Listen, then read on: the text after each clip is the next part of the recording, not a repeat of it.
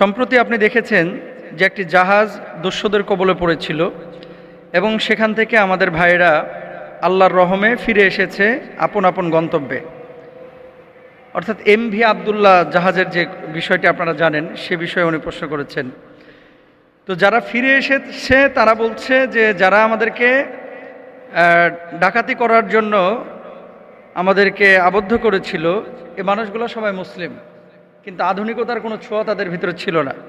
আমরা সবাই মুসলিম। Captain sir কয়েকটা সূরাও বলে শোনাই দিল। ওরা বলেছে ওকে ফাইন, তোরা মুসলিম, আমরা বুঝলাম, মারবো না, জাস্ট রিল্যাক্স, মানে বয় সভ্যতার মধ্যে এখন আসে নাই। ওরা জানে না কেমনে খাবার খাইতে। ওরা খাবার খাওয়া দেখে যেন আমরা মুভিতে ছোটবেলা একদম রাক্ষসরা যেভাবে খায়, 2 হাত 3 হাত, মানে ওদের সব হাত দিয়ে ওরা ভাত খায়। ওখান থেকে ওয়ার্নিং দেয়, তো ওরা তোমরা নেমে যাও, pirates on board, left the ship or we will attack নাও।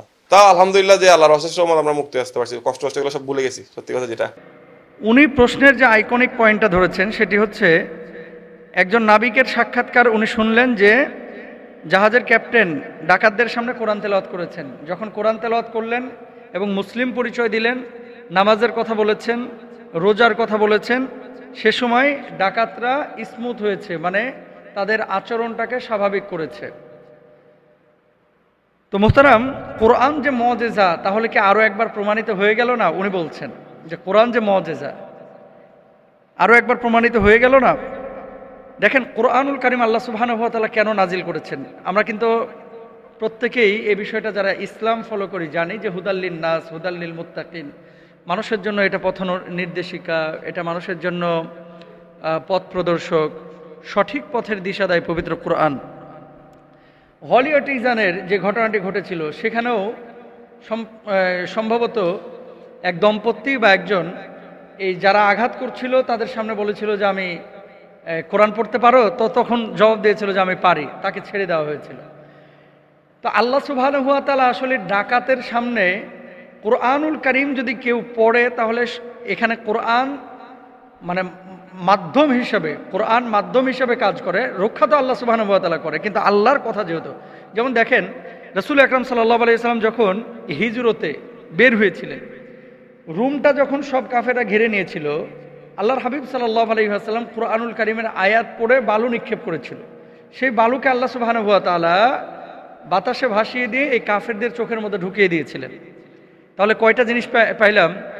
হলি আর্টিজানে ওখানে কোরআনুল কারীমের কথা বলার পরে এই সমস্ত সন্ত্রাসীরা তাদের গায়ে আঘাত করে নাই, কারণ সে সন্ত্রাসী কর্মকাণ্ড করছে, কিন্তু কোরআনের প্রতি তারও মহব্বত আছে, কিন্তু কোরআনের শিক্ষা সে তার জীবনে গ্রহণ করে নাই। 2 নম্বর, দেখেন এই জলদস্যুরা যখন তাদেরকে মানে পাকড়াও করলো, যখন আবদ্ধ করলো, আবদ্ধ করার সময় নাবিক তখন বলেছিল যে আমি মুসলিম এবং আমরা সবাই মুসলিম।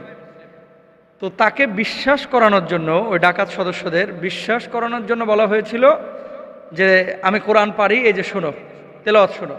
পরে কয়েকটা সূরাও নাকি পড়েছেন, তারপরে তারা স্বাভাবিক আচরণ করেছে। কোরআনুল কারীম মুজিজা। রাসূল আকরাম সাল্লাল্লাহু আলাইহি ওয়াসাল্লাম যখন বের হয়েছিলেন হিজরতে, বালু নিক্ষেপ করেছিলেন, সেখানে আল্লাহ সুবহানাহু ওয়া তাআলা কাফেরদের থেকে আল্লাহ রাসূল সাল্লাল্লাহু আলাইহি ওয়াসাল্লামকে হেফাজতে রেখেছিলেন। তো এই সমস্ত বিষয়গুলো কোরআন কি বলছে আল্লাহ সুবহানাহু ওয়া তাআলা, ওয়ানুনাজ্জিলু মিনাল কোরআনি মা হুয়া শিফা। কোরআনুল কারীম আমি নাজিল করেছি, কোরআনের মধ্যে রয়েছে শিফা, শিফা প্রত্যেকটা মানুষের জন্য।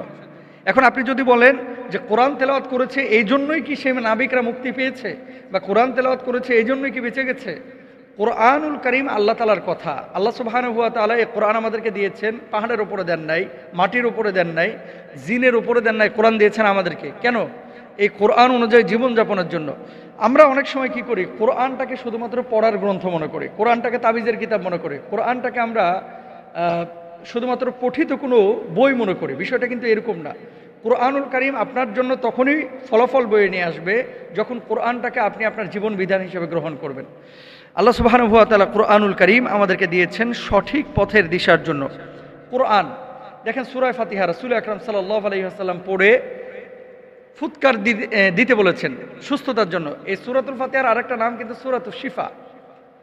সূরাতুল ফাতিহার আরেকটা নাম হচ্ছে সূরাতুশ শিফা। অসুস্থ মানুষ যখন অসুস্থ হবে, পানির মধ্যে যদি ফুৎকার দিয়ে আপনি ওই পানিটা খাওয়ান, তখন সে মানুষটা সুস্থ হবে।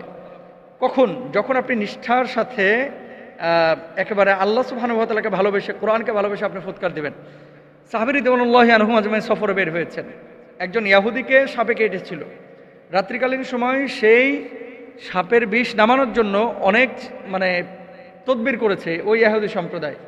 কিন্তু এই মুসাফির অবস্থায় যখন তাঁবু গেড়েছিল সাহাবিরা, ওই ইহুদি সম্প্রদায়ের কাছে কিছু খাবার চেয়েছিল, তারা দেয় নাই। তো সাহাবিদের কাছে এসে জিজ্ঞেস করা হলো তাদের তাঁবুর কাছে যে আমাদের তো একজনকে সাপে কেটেছে, তোমাদের মধ্যে কেউ কি আছে যে সাপের বিষ নামিয়ে দিতে পারবে? তখন সাহাবিরা সুযোগ নিয়েছেন কি, যে আমরা চিকিৎসা করতে পারি, সাপের বিষ নামিয়ে দিতে পারবো, কিন্তু আমাদেরকে 100টা ছাগল দেওয়া লাগবে। 100 না আরও বেশি ছাগল দেবো, তুই আগে ভালো করে দে। বাস সাহাবিদেরকে নিয়ে গেছেন। নিয়ে যাওয়ার পরে সাহাবী রিদওয়ানুল্লাহি আনহুম আজমাইন, ওই যে আল্লাহ রাসূল সাল্লাল্লাহু আলাইহি ওয়াসাল্লাম শেখানো আমল, কোরআন যে শিফা, দেখেন প্রমাণ নেন। সূরা ফাতিহা পড়েছে, কিছু দোয়া পড়েছে, দোয়া পড়ার পরে ওই জায়গাটায় থুতু লাগিয়ে ফুৎকার করেছে, যেই জায়গাটায় সাপে কেটেছিল ওখান থেকে ফেনা ফেনা হয়ে সাপের বিষ বের হয়ে লোকটা সুস্থ হয়ে গেছে। সুবহানাল্লাহ বলেন। তো এখন কথা হচ্ছে, কুরআনুল কারীম মুআজিজা, কুরআনুল কারীম মানব মুক্তির একটি গ্রন্থ। কুরআনুল কারীম কিয়ামতের ময়দানে আপনার আমার জন্য সুপারিশ করবে যদি কোরআনটাকে আমরা আমাদের জীবনে বাস্তবায়ন করি, কোরআনের বিধানগুলোকে কার্যক্ষেত্রে বাস্তবায়িত করি। এটাই কিন্তু চূড়ান্ত বাস্তব কথা এবং সত্য কথা। তো নাবিকদের কাছে নাবিকরা যখন কোরআন শোনালো, ডাকাতরা আপনার স্মুথ হয়ে গেল, স্বাভাবিক আচরণ করলো, তাদের হৃদয়ে আপনার ভালোবাসা জন্মালো। এটাও হয়তো আল্লাহ সুবহানাহু ওয়া তাআলা কুরআনুল কারীমের কারণেই আল্লাহ সুবহানাহু ওয়া তাআলা তাদের হৃদয়ের মধ্যে ঢেলে দিয়েছিলেন এই মায়াটা।